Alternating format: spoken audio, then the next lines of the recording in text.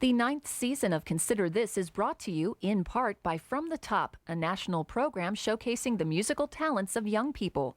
From the Top can be heard on KVNO Classical 90.7 each Sunday at 5 p.m.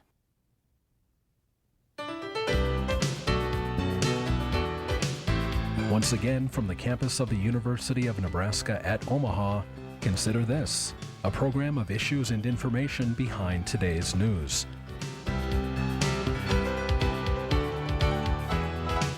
Welcome to this edition of Consider This. I'm Anne Marie McMaster. Thanks for joining us. Today we're talking about two very difficult topics: teen suicide and teen dating violence, issues that are not easy to talk about but are very necessary and important to discuss. Suicide is the third leading cause of death for young people aged 15 to 24 and the fourth leading cause of death for persons between the ages of 10 and 14. It just doesn't seem right that a teenager who has lived such a short time would take their own life. But adolescents who can't get over depression sometimes do kill themselves. Today we have a guest, David Carlson. Thank you so much for being with us today, You're welcome. David. And David lost his son to suicide. It was in December of 2003. Thomas was 13 years old. And you came home and found your son, that he had taken his own life that day. Yes, that's correct. So David's going to be sharing his story today and what he is doing now to help prevent this from happening to any other family.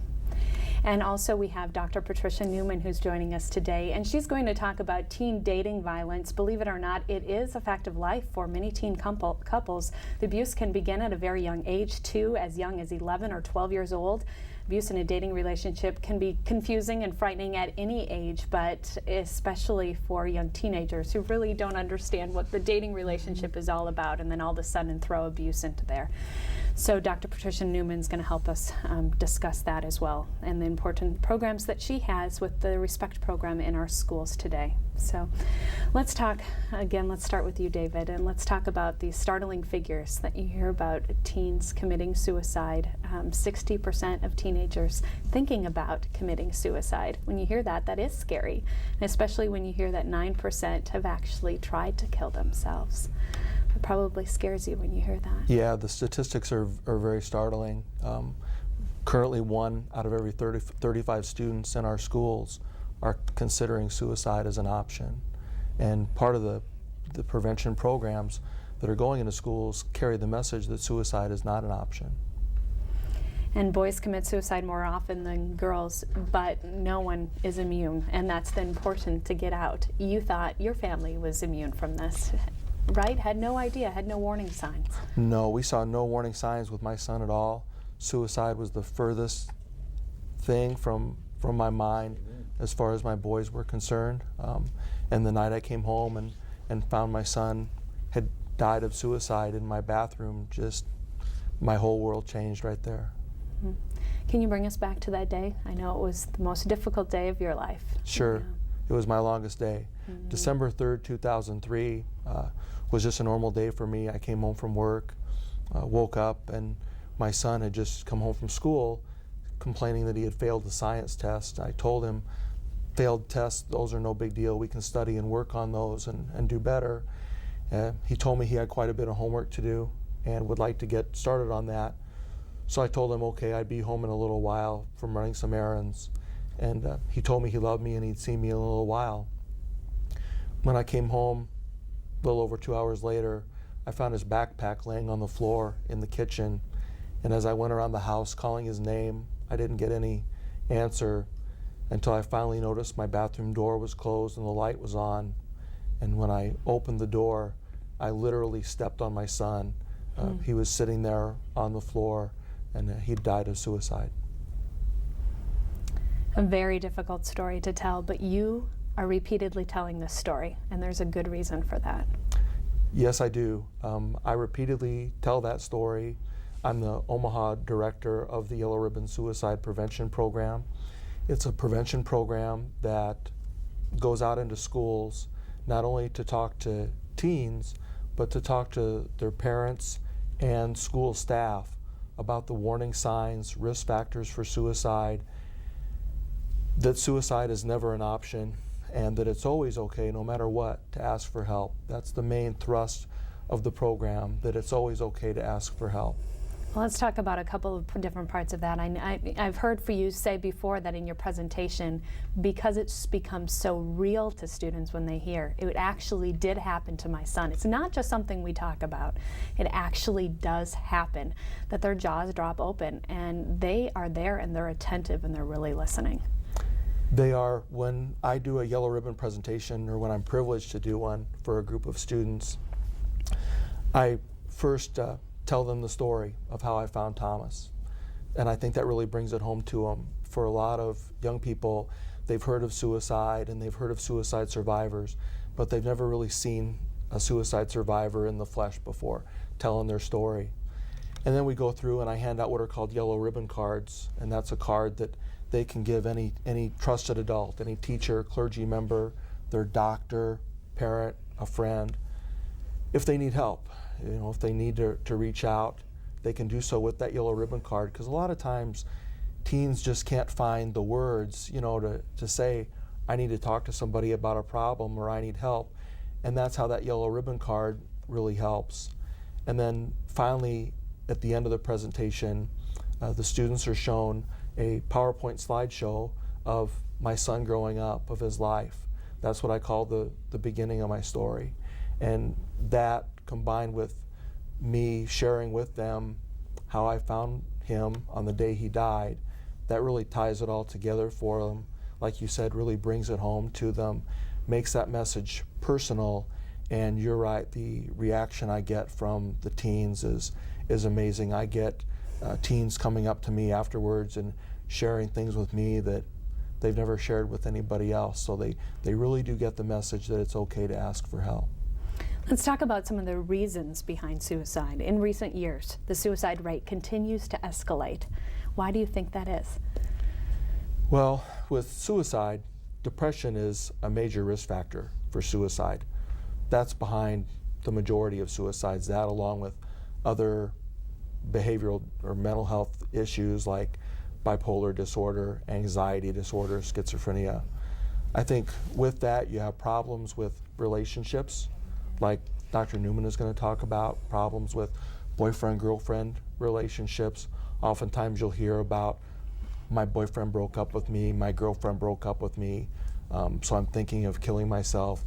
Those are just risk factors that stack one on top of the other, and I think lead to those rising rates. And I think a key issue, it's just some students just put a lot of pressure on themselves, whether it's competition for good grades, the college admission tests, whatnot.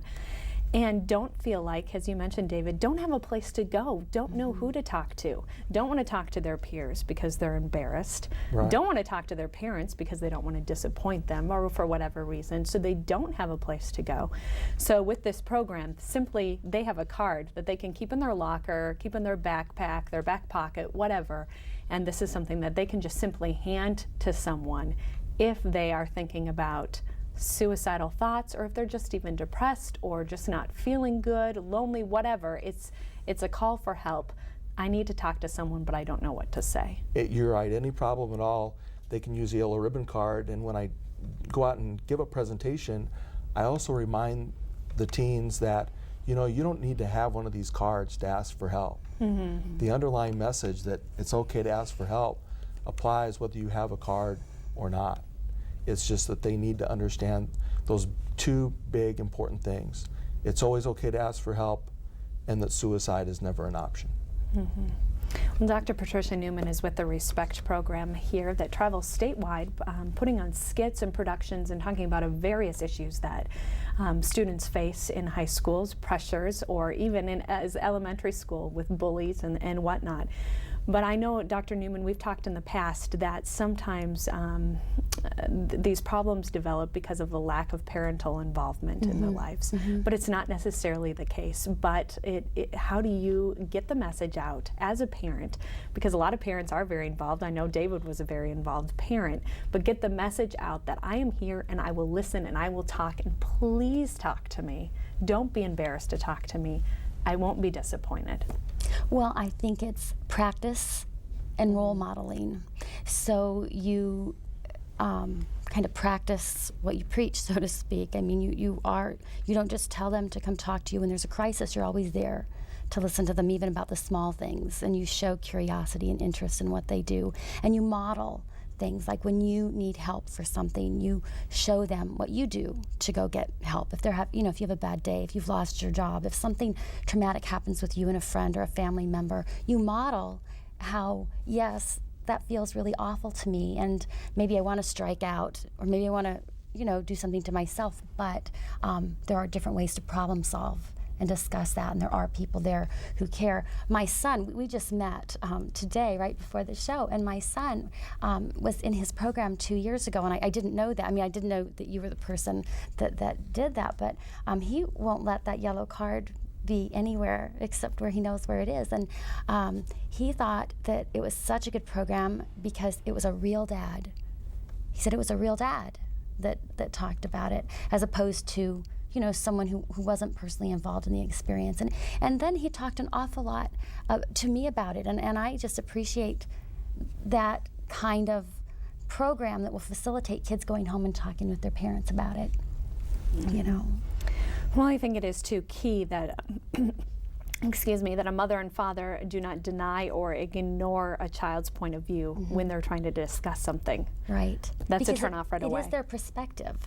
I mean, I tell people the majority of kids who come to us, there's a very small percentage that might be purposefully lying about something. It's rare, and I've done this for over 20 years, that I find that to be the case. Almost always, always, always, a child is telling you how they truly see the world, how they truly feel. It's very real to them. And David, this is something that you just recently started with the Yellow Ribbon program, right? It's been not too long that you've actually been going into the schools and starting here in the metro area, but you're open to doing it statewide as well. Oh, certainly. Okay. Yeah, I would love to do that. And to echo what Dr. Newman said, it's oftentimes, when I go talk to kids and parents and teachers, I tell all of them, don't ever be glib or dismissing of a problem that somebody comes to you with. Because to a person who's considering taking their life, that problem is huge to them. It may be all encompassing to them, where to you, it may be very small or very trivial. So I always tell people, kids, parents, teachers, listen to that person talk about their problem and then take them to get help. Are there any signs that parents can look for, that peers can look for, counselors, teachers?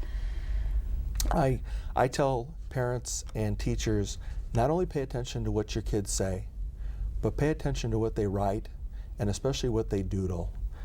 I was standing in a high school hallway watching the kids go by with their backpacks, and I noticed that kids' backpacks are a snapshot of their life with all the drawings on them.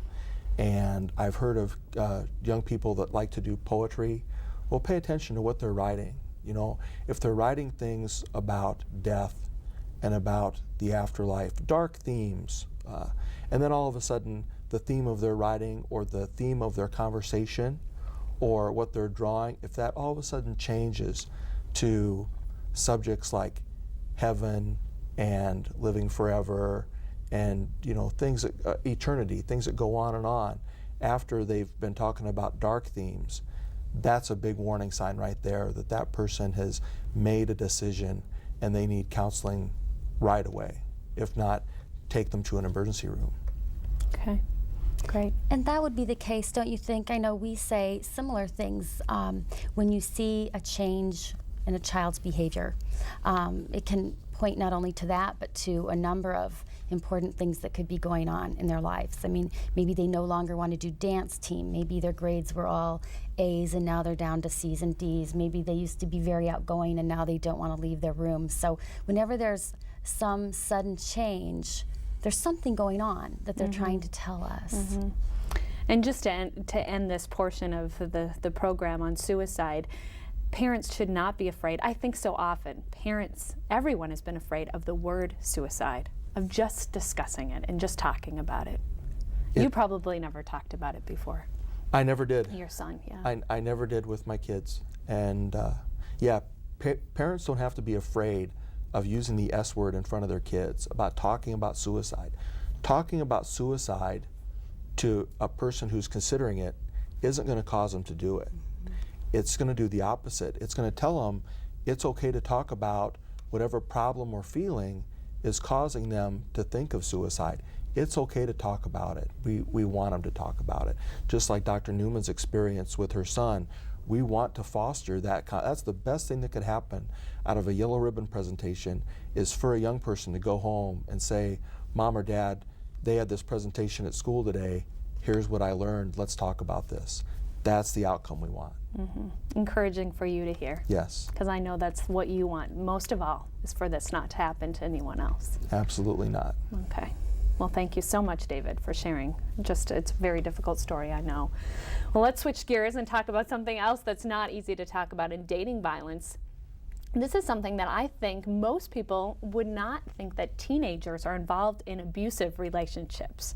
You might think of adults, married couples, but not high school boyfriend, girlfriend being involved in abusive dating relationships. But it's going on, it is occurring. The national data looks at 1 to 3 to 1 to 5 girls out of that number will be abused in some way in a relationship. And we did a large survey of over 1,000 girls in Omaha high schools, and those numbers were similar for us as well.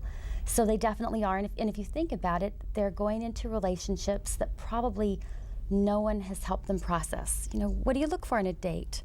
What's appropriate behavior? What are the kinds of things you would like in a friend, and so forth? They don't know. You know, they don't get any instruction, and if someone doesn't talk to them and process with them about it, they don't know what's right or what's wrong, or what's right or wrong for them. So it can be a struggle, and that's a time when you don't talk to your parents too much, and you do talk a lot to your peers, but often they're in the same situation with you, and they're all kind of doing the best they can. Well, I had the opportunity with Dr. Patricia Newman to see one of the Respect programs that she works with, to see one of their skits and their productions that they put on dating violence. And this one, actually, the girlfriend was killed by the boyfriend after a very abusive relationship. And the students in the audience, or the students in the high school that were watching it, they also thought, this is happening, but I have never talked about it, or I've never thought about talking about it. But you know what? Listening to that, or listening to those words that were said, or listening to this attitude that happened in this skit, I'm seeing that with my girlfriend, or I'm seeing that with my friend who's a guy in high school. I think that was eye-opening for a lot of the students to see. So what are some of the signs? What can be happening in a dating relationship that is abusive? Well, some of the things that we try to teach them are the dynamics, because kids tend to go in with the idea that dating violence might be if someone slugs them, if they get a black eye. And if that's your view, then that's probably not happening very often. But if you look at someone who's trying to control what you eat, what you wear, who you hang out with, when you're with your family or not, all of those kinds of things, more controlling kinds of issues, and then verbal put downs, and you know, you're too fat, you shouldn't wear that, you're ugly, no one else would be your boyfriend. When you start looking at the whole range of behaviors that often become worse and worse in a relationship, those are the kinds of things that you see, and that's why the kids start to think, oh, there's more to this than physically being assaulted or injured. And we have kids come up after shows, and very much like after your programs, because they want to talk, and they feel safe talking to someone outside of their immediate environment, and will say, you know, I didn't think that I was in a violent relationship, and then pull their sleeves up and have black and blue marks all over their arms, and say, well, my boyfriend said we were just joking around, we were just playing a game, so it wasn't really abuse, but it kind of was, wasn't it? And so it's kind of like helping them understand the very basics of they get to choose their boundaries. They get their own physical boundaries and their own emotional boundaries, and recognizing those, and that when someone crosses over those, and if you say to them, please stop it, I really don't like it when you talk to me like that, and if they keep going, then it's an abusive thing. And it's real important for kids to understand that everybody can have a different boundary. You know, what I'm comfortable with might not be what you're comfortable with. And those are the kinds of things that we try to teach kids, and we suggest that parents do it, and teachers do it, and kids talk with themselves about what their boundaries are, and then practice how to keep those safe, and how to reach out for help. And I know you do that too, how to reach out for help. And we tell kids your boundaries are also about, if you think you need to get help for a friend, you do it. You get to choose. You know, they may say don't go tell someone, but if you think you need it, trust yourself and you go for help. And it's just growing up things that they need to process. We spend so much time with kids, you know, and should, teaching them spelling and multiplication and things, but I think sometimes we don't do enough of this kind of thing with relationships and how they feel about themselves and their community. Well, let's talk about, it's not just physical abuse. It can be very emotional in the abuse. I just want to point that out again. For instance, obsessive about where she is, not wanting her to hang out with her friends anymore, any longer. Threatens to break up with her if he doesn't do what she says. Extreme jealousy, gets angry when the girlfriend is talking to another male classmate. So I'm using the pronouns for she and he, but it could go both ways too. Absolutely. We had a young man, and I use this example often, but I've had many after that, who came up and told me that he didn't want me to think that he would be a wimp. So they're kind of self-conscious about sharing this because they're supposed to be strong men. But he talked about this relationship he had with this young woman, and she would check his cell phone to see who he called and who called him, and check his paycheck from work, and see where he spent his money, and would check every night to see if he was home from practice, would become angry if he had to do things with his siblings, and then one day became really upset because the coach called an extra practice, and she actually went to talk to the coach about that, said that they had plans. Now, if you're a 16 or 17-year-old boy, I mean, that is a very shaming, difficult thing, and he did not have the skills to talk with her about that, and he felt like maybe he should be tougher and that shouldn't bother him. But we talked about that, and that's very controlling, and it's an abusive, emotional kind of tactic that's being used there. Also startling, and you don't think about this, that 11 and a 12-year-old is going to be in a dating relationship, but the abuse is starting that young. Right. It will start when those relationships start, and all of those relationships start earlier and earlier. What are some of the reasons that a teenager would be an abuser? I guess it might go along the same lines of what are some of the reasons that a teenager might be a bully? Would it be similar? Yeah, we know that, for example, bullying, dating violence, domestic violence, child abuse, animal abuse even, all have some correlations. There's a lot of overlap in the behaviors that come about, and mostly it's learned behavior. I mean, somehow people who abuse one another have learned that that's the way they need to get their own personal needs for power and control met. And it's to have control over other people in a harmful way. And they haven't learned other ways to behave, and they haven't been given feedback that that's not right, that that's not healthy. And that's why I think it's so great when we have programs like this where kids can, you know, learn in a different way. They can see and hear and practice and see what their peers are saying and so forth, because without that, we can't add to the experiences that they have. Just to give some information to parents, what could they do to prevent their child from being in a relationship like this? The healthy relationships, you mentioned that. So the discussion about what a healthy relationship might look like.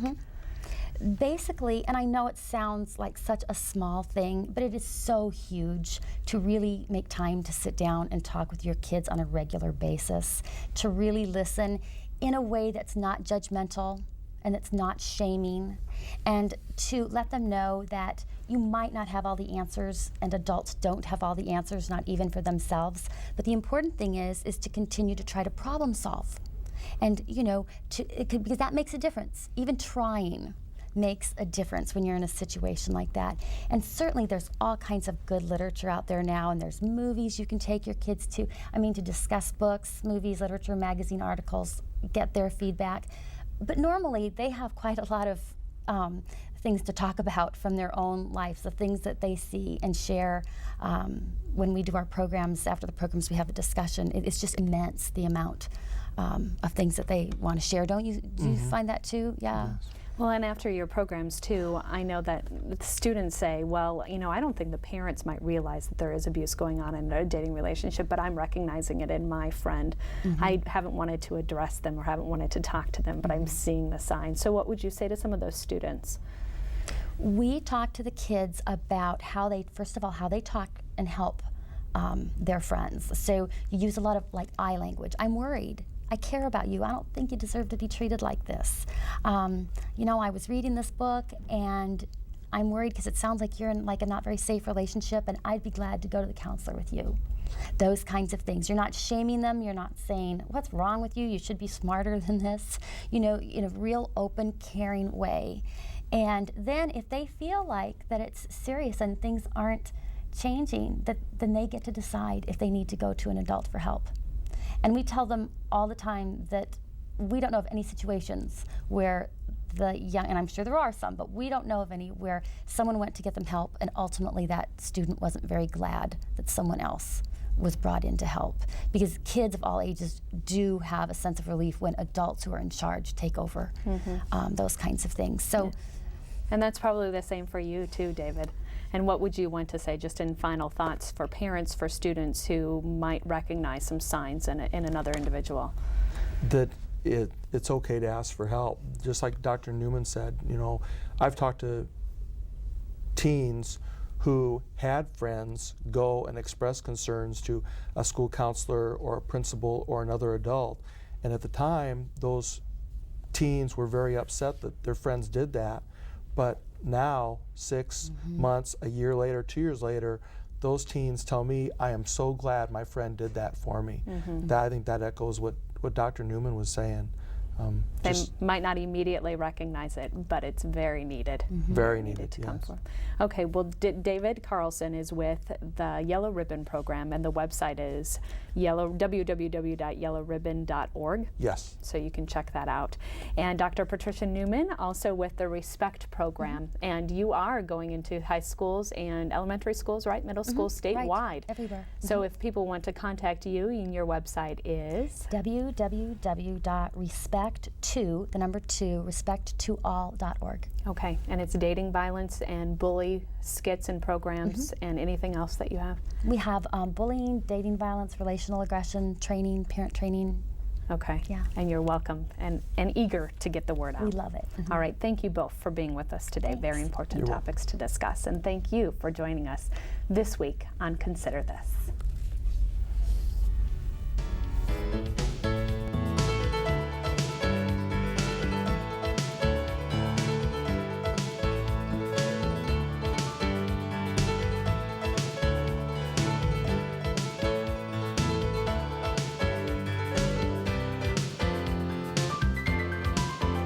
Consider This is an issues and information program produced by UNO Television.